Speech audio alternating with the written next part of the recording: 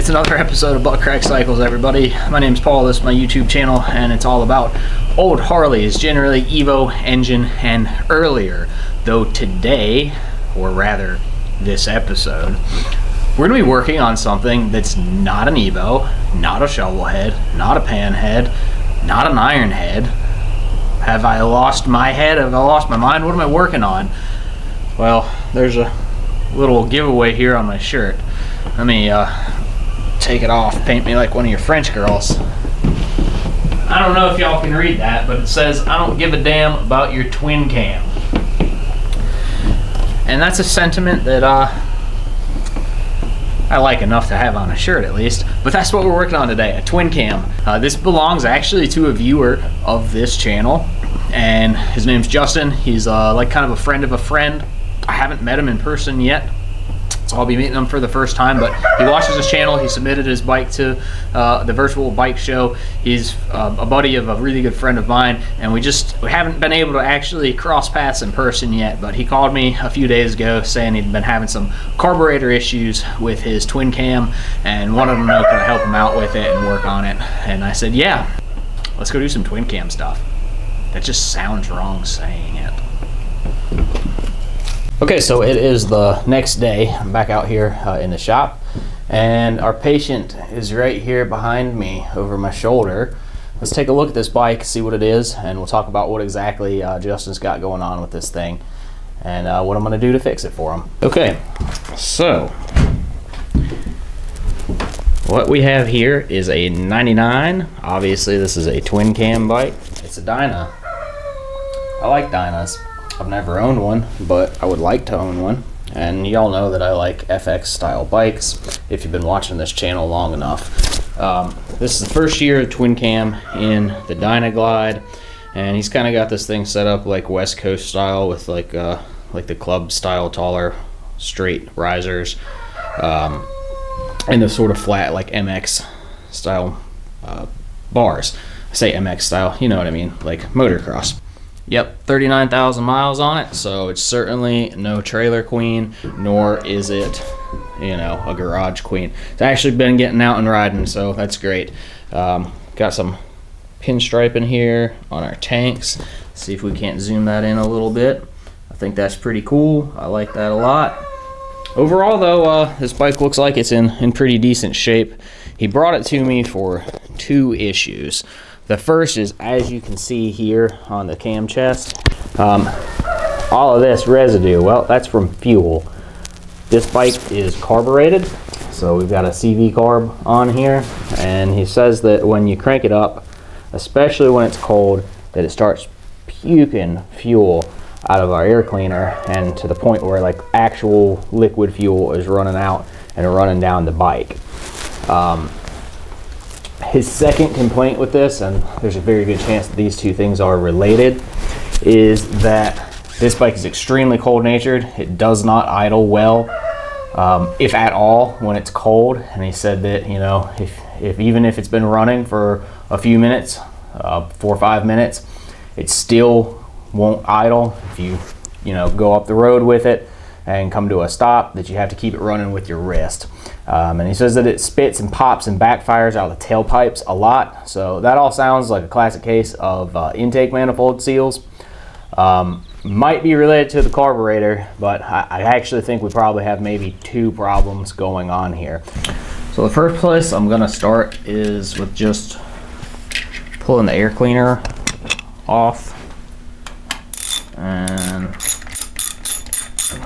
that way we can get a light and shine it down in there and see maybe what's wet and see what happens when we try and crank this bike over. This bike has a vacuum petcock, which means that the fuel is off basically all the time unless there's vacuum present at the back of the petcock, which means the engine has to be running. I'm not crazy about the vacuum petcock, so I'll add, but let's grab a light so we can see what we're working with. Choke set, ignition's on.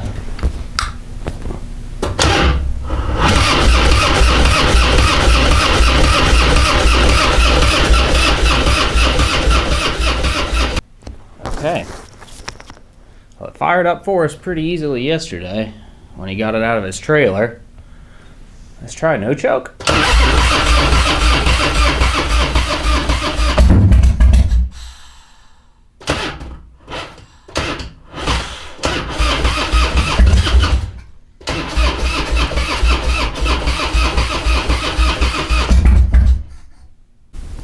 So while that was puking some fuel back out through the actual throat of the carburetor, through the venturi, I have noticed that we've got a bunch of fuel, a bunch of gas. See, my finger's wet. Let me see if I can get the light on that a little bit better for y'all. Yeah, you can see it. It's coming out all around where the rod for the accelerator pump goes. It's just puking fuel out right there. So we definitely need to, at the very least, pull this carburetor off to do a accelerator pump reseal, which really we should just rebuild the whole thing, I think. So obviously the battery in this bike's a little bit weak. Y'all heard it was kind of slow to turn over. I'm going to put it on a charger. Before I do that, I'm going to try one last time to see if I can get this thing to run. Got a can of starting fluid handy, and the reason for this isn't that I'm going to spray it down the throat. I really want to try and spray around back at the intake manifold. I'm almost positive this thing needs a set of intake manifold gaskets on it from the way he's described it and the way it was acting now, where it's kind of doesn't want to run and spitting and booming back through the pipes. But I would love to get this thing to crank up and run and be able to spray the intake joints and just verify that it does need intake seals before I go spend the time and his money with labor taking it apart and obviously the money for parts.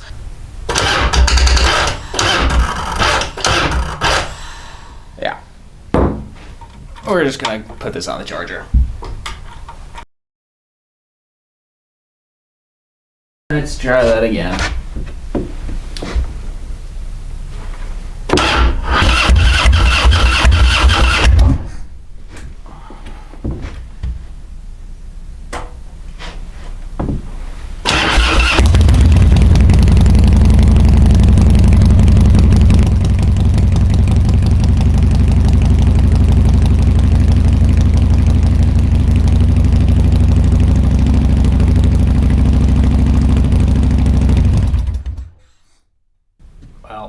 I don't know if y'all could hear that. When I was spraying it, you could hear the engine coming up, and I'm gonna knock the choke off to see if I could get like a more defined difference, and I didn't even knock the choke halfway off and I killed it. So oh crap. While I was waiting for the battery charge, I called my local dealer to see if they had a Carburetor Rebuild kit and a set of intake seals, and of course they didn't. They said they'd sell me an entire carburetor if I wanted, and I'm like, no, nothing wrong with this one, we can just throw a rebuild kit in it. So I'm gonna go ahead and turn the camera off, grab my phone, order some parts online, have them here in a few days, and then we'll get back on this thing and hopefully have it going for Justin here very quickly. So it's a couple days later and my parts just showed up in the mail. I'm taking this apart, and you see I've got the carburetor, you know, pulled out of the intake manifold. I'd flopped it over to the side to take my throttle cables loose here. And man, these things are tight as crap. I'll also notice that, watch this, I'm gonna run the throttle wide open from up here on the handlebars, and it just stays there. And even if you take this and take the carburetor and turn it back up, you know, the way it goes, even if you were to push it back into the intake manifold, it never actually shuts the carburetor by itself. You have to turn it, which isn't good. And I've never ridden this bike. Justin rode it in here. I'm gonna text him in a minute and ask him if it's been like that for a while. But I'm gonna try and weasel these cables out of here. These things are like stuck like Chuck tight in there. You can kind of see it up there in that top corner right behind the rocker box. The rust on these cables. It looks like these cables are fairly old, so I wouldn't be surprised if this is in the cables.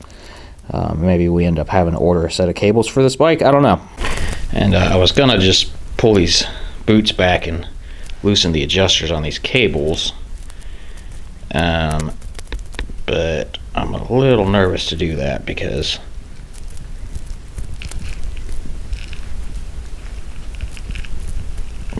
Yeah.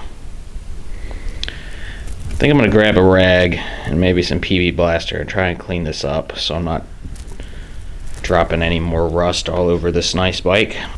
Come on, PB Blaster, do your thing. I try and be kind of gentle with this. I don't want too much of it to leak down onto the paint. But I mean, y'all can see there's 2 or 3 more rags under this old t-shirt. Try and take care of people's stuff when they trust me enough to bring it to me. Let's let that soak in a few minutes and see if we can get this to adjust out. So I've gotten that to break loose and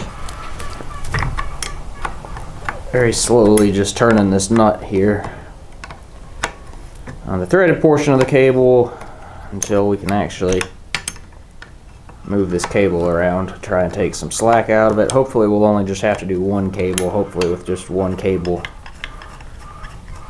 moving, that'll be enough that I'll be able to just weasel the other cable out of the carburetor down there. Let's see what we got. There we go.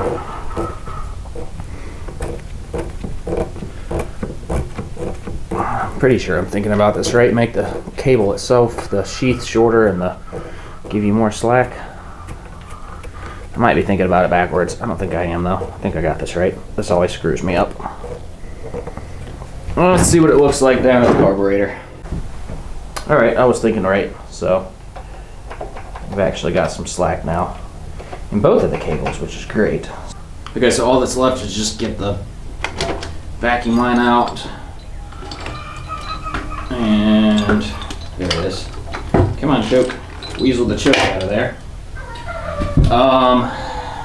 We can just turn it on its side here and see. Yeah, so that seems like it returns pretty well on its own. So I'd say our return issue is probably somewhere in these cables right here. Take a little closer look at that. But what I've done, I've got both of our cables loose, obviously down here at the intake, and I popped the top off of the controls, and that way I can grab a hold to one or other of the cables and pull them from both sides. You'll see this one, I don't know if it comes through on camera, it's got a little kink in it. And that one is pretty doggone stiff. I would say this cable probably is due for replacement. The other one, significantly smoother, probably okay, but hey, if you're gonna do one, you might as well do both. So our next order of business is getting the intake manifold out, which means we gotta take these Allen bolts out. These can sometimes be kind of tricky. There is a little trick to getting them out. I've shown it before multiple times on this channel, but in case y'all didn't catch any of those videos, I'll show it to you again now. So for the carburetor side ones here, you can usually just put an Allen, regular Allen wrench in there and break them free. And sorry, my left hand's covering up what we're looking at. Yeah, and once you get, you know, a turn or so on them, you can screw them out by hand and they come right out typically. So I'm gonna do the other one real fast and then we will move to the other side of the bike, which is, that's the trouble side. That's the side that gives most people an issue. So on the other side of the bike, you can see I've got the front cylinder head's spark plug lead removed, and we're gonna take our horn. You don't have to go too crazy with it. You really just need to get out of your way. These are really tough to get to. You can see that you don't quite have enough space to get a regular Allen wrench in there. So this right here is my little secret weapon. It is a 1/4 inch Allen socket out of like a bit driver set, like that one down there on the floor. And I just took a cutoff wheel and I've just cut it short. And what this lets you do is, y'all can see how I've just stuck the bit into the bolt right there. And then what you can do is grab a 1/4 inch wrench and put the 1/4 inch wrench on your 1/4 inch bit and use the wrench with the bit together to take the bolt out. They sell a special tool for this, but this basically is free if you have a cheap bit driver set. Don't use the cheapest one. You want at least, you know, a good bit that's hard and isn't going to round off when you put your wrench on it. But this is how I've always done them. This works great for me, and this is something simple and easy you can make at home to make your life so much easier. Yeah, so you see what I'm working with there, right? Got a 1/4 inch wrench on there, 5/16 for a little extra leverage. Will it? Can I do this on camera? Maybe. I'm gonna put the camera down before I go slamming my fingers into the coolant tins of the jugs here. But y'all get the idea. Do this. This works good. Right, so we're over at the bench. Carburetors here, intakes here, and I don't know. Let's see if I can zoom up on that a little. Get the camera to focus. Yep. You can see this intake gasket right here. You see how it's deformed at the top, and it's got a chunk missing out at the bottom on that side. If we roll it around, kind of a similar story. You got this big deformation right there, and these are squished pretty doggone flat, so they're pretty hard and brittle. Probably not making a good seal anymore. Plus, you have these areas where the O-ring itself is deformed. So for the little bit of time, 20 30 minutes or whatever it took me to get this off, when the carburetor was coming off anyways, definitely worth doing. Actually, it probably only took me 10 minutes to get the actual intake off. I probably have a half an hour or so in the carb and the intake, and a lot of getting the carb off was just fighting with those throttle cables. Carburetor's on the workbench. While I'm thinking about it, I'm just using a James gasket kit. There's your part number. This is fairly universal to all CV carbs. It comes with the seal for the carb to the intake manifold and the intake seals, which you can see I've just got loosely stuck in the manifold over there. We'll get back to that, talk about that in a minute. And then there's like your accelerator pump diaphragm and such in there. So it's a pretty good kit. New needle for your needle and seat also. This carb is jetted 42-180. I actually think this might be a little better at 45-180, but I don't have an extra 45 jet. The idle mixture screw on these is normally plugged. It goes right here, and you can drill this plug out in order to have access to the actual idle mix screw, which then sits down in here, and there's a spring and a packing washer underneath it. This is the one that I took out. This had been run all the way down in there. It was totally tight, you know, pushed all the way down into the body of the carb when I took it apart, which is crazy. So this shouldn't have been even flowing fuel, which maybe is part of why this thing had such a terrible idle. By terrible idle, I mean it wouldn't idle at all. But in doing so, in jamming that down in there so tight, they've ruined this.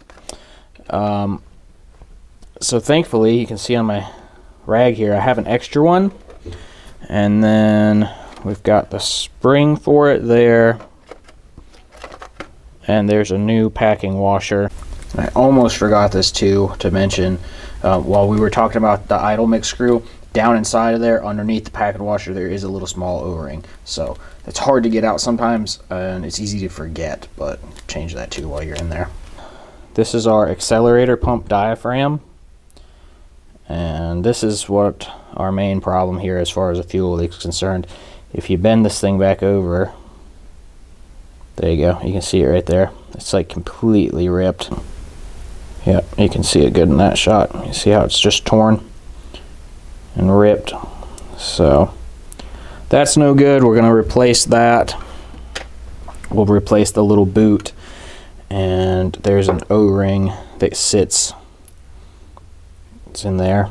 Don't forget your O-ring. So we'll replace the O-ring, the boot, the spring, the diaphragm, all of that, and clean this all out and double check the float height. If you throw one of these on a workbench like this where it's sideways, where it's just sitting on your inlet there, and you can look at your float height, it should be kind of angled over like that, and then if you tilt the carburetor at about a 15 or 20 degree angle, should have it even with the body. I'm probably tilting it a little bit further than it should be, probably right there. But that's just a good eyeball check. And if your line in the middle of the float lines up with the line of the carburetor body, you're pretty darn close. So that one's close. It might take a little bit of a tweak. But yeah, I'm going to turn the camera off and keep working. And next time y'all see this, this will all be put back together. Okay, everything in the carburetor is resealed, rebuilt, blah, blah, blah, blah, blah, etc. This isn't a video on how to rebuild a CV carburetor. There's plenty of those on YouTube. Really just showing y'all what's wrong with this particular motorcycle that was causing these issues. So I'm ready to put the float bowl back on. Obviously, all the accelerator pump stuff is new. You can see all our old parts over there in the garbage pile. And real quick, I took a little bit of red grease, and I always put this around the bowl gaskets just to like glue them in place into the bowl. That way they stay in the groove. That sometimes can be a pain in the butt. So that's just another one of those little like things that help me that I think might help y'all. Now that everything's back together, you can also see that this carburetor is a whole lot cleaner on the outside than it was when we started. I always try and clean carbs on the outside as well as the inside and clean the back and plate up, blah, blah, blah. We're going to fool around with this idle mixture screw. Well, only thing that stinks about on the CV is that this is at the back of the carburetor, so your intake manifold goes here, and it's really hard to get a screwdriver weaseled up in there. They sell an easy adjust kit that has like a knurled thumb screw. I've had that on a Sportster before with the CV. I really liked it. It made it a whole lot easier to set the idle mixture. We're just going to turn it in till it stops gently right there. And remember the position of our screwdriver. And I couldn't remember how far out to put one of these. My gut told me 1.5 turns. That's usually a pretty safe assumption on most carburetors. I found some people online that agreed with that 1.5 turns out. Other people were saying it should be like 2.5 turns. So we're gonna go 1/2 turn, 1 turn, that's another 1/2, and there's 2. I think that'll probably be a pretty good starting point.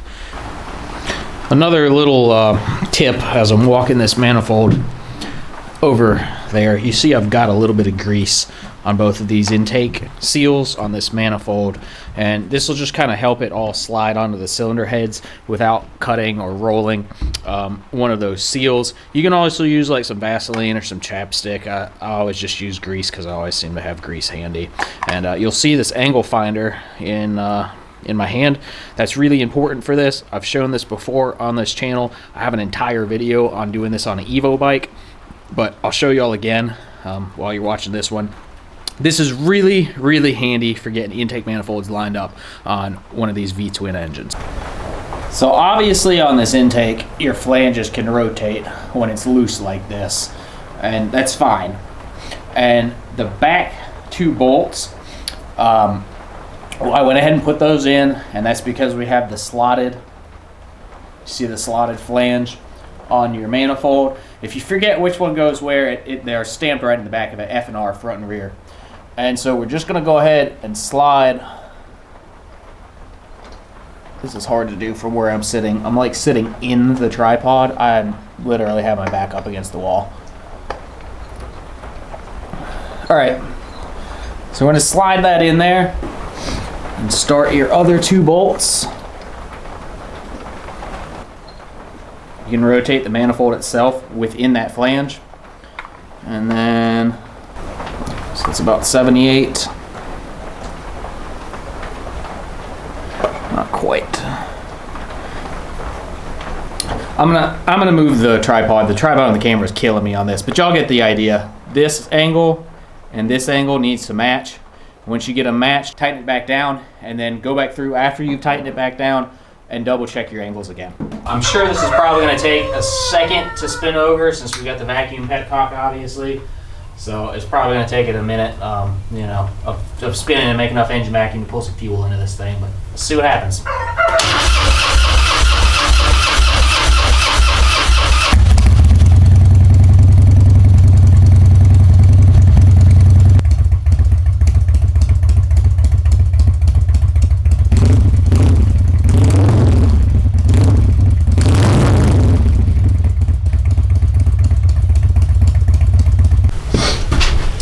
Yeah, so as you can see there, basically starts right up and more or less immediately idles. You can knock it from full choke down to half choke, and it seems fine.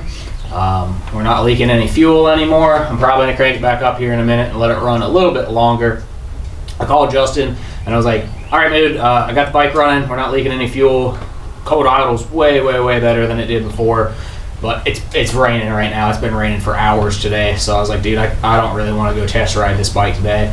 And I told him about the throttle issue, the throttle cable. He's like, yeah, man, it's been like that for a while. Sometimes it'll hang and you got to like yank it back. Sometimes it'll snap over on its own. He's like, yeah, man, these cables probably are due to be replaced. And he said he's actually got a set of them at the house and he's going to take care of that. So he knows about it. He knew about it before he brought it. He's got the parts to take care of it. Sounds like he can do that himself, which is cool with me and cool with him. Save him a little bit of money.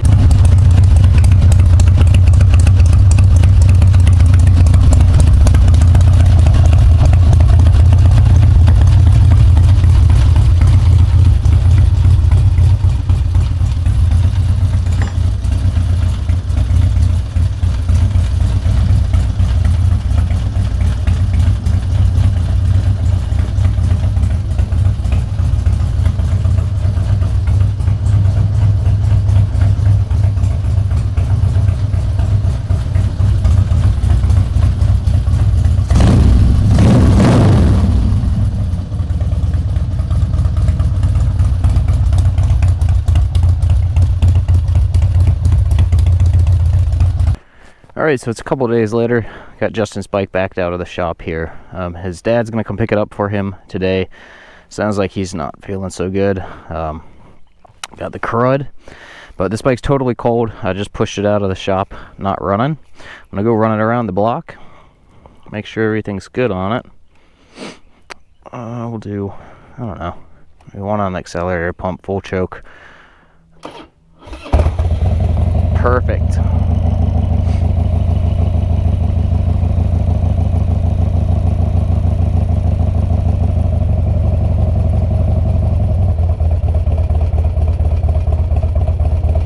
That's probably about a third choke. I probably could knock it all the way in. I'm gonna let it sit here and idle a little bit high for just a second, and then I'll get it out from back here in my backyard. We'll just go around the block one time on it. I don't want to go too crazy or too far with this whole throttle hanging situation. That doesn't really give me the warm and fuzzies, but hey, no big deal. Hi, Mom. All right, off we go on a big adventure through my backyard. See some tractor tires I got to put on the Oliver. My trailer I'll haul the tractor around on. Go through my minefield of holes my dogs have dug. More holes. Pavement. Woo!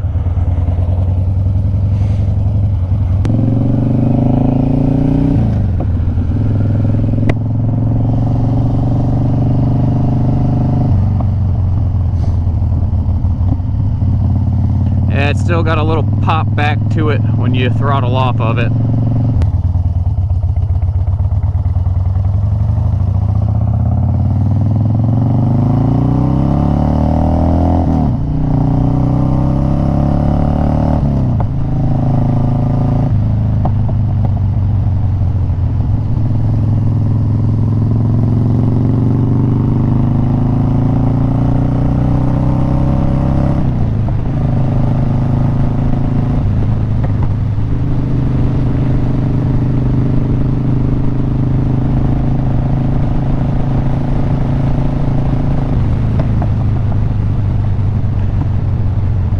So interestingly, that's not popping through the carburetor. This has no hesitation or spit back to it. It's just popping out of the exhaust. I wonder if these exhaust manifold gaskets might need to be replaced. Might be sucking a little bit of air in.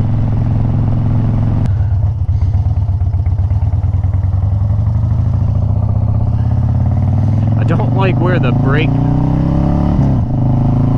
rear brake lever is on this bike. I keep putting my foot on it thinking it's the foot peg.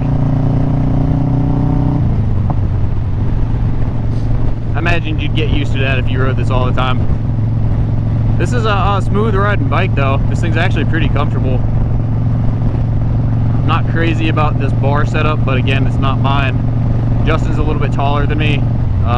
This probably suits him a little bit more. I like a little bit more pullback on my bars. I'm sitting like too far forward and like bolt upright on this. I like a Dynaglide though.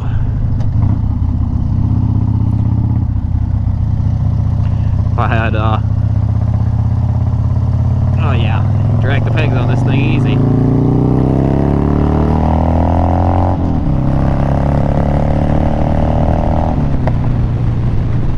Yeah, runs good. Okay, I think that's probably where I'm gonna end this episode. I hope you all learned something. I hope you enjoyed it. Hope you enjoyed seeing a twin cam on this channel really for the first time. And there will probably be some more, I'm sure. Trying really hard to make something happen as far as a bigger workspace, or even just buying like a Connex or something to put next to the chicken coop, so that I can just like store parts and store tools and store bikes in there and clean out my little shop a little bit more, so that the shop is then only a shop. It's just a place for bikes to be worked on and not a place for crap to be stored and to try and get work done. Maybe have it where there's like a 2-bike limit. There's only ever 2 bikes in there at a time, because that's probably a happy spot for me, as far as how many bikes I can work on at any given time and still be like efficient and not just constantly tripping over myself.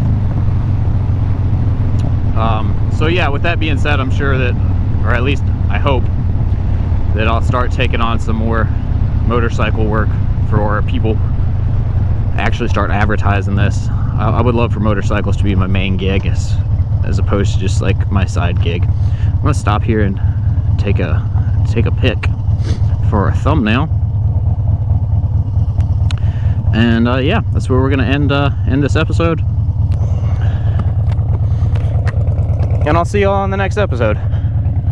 Look both ways before you cross the street and stand in the middle of it in order to take pictures for your YouTube channel. Yeah, that looks good.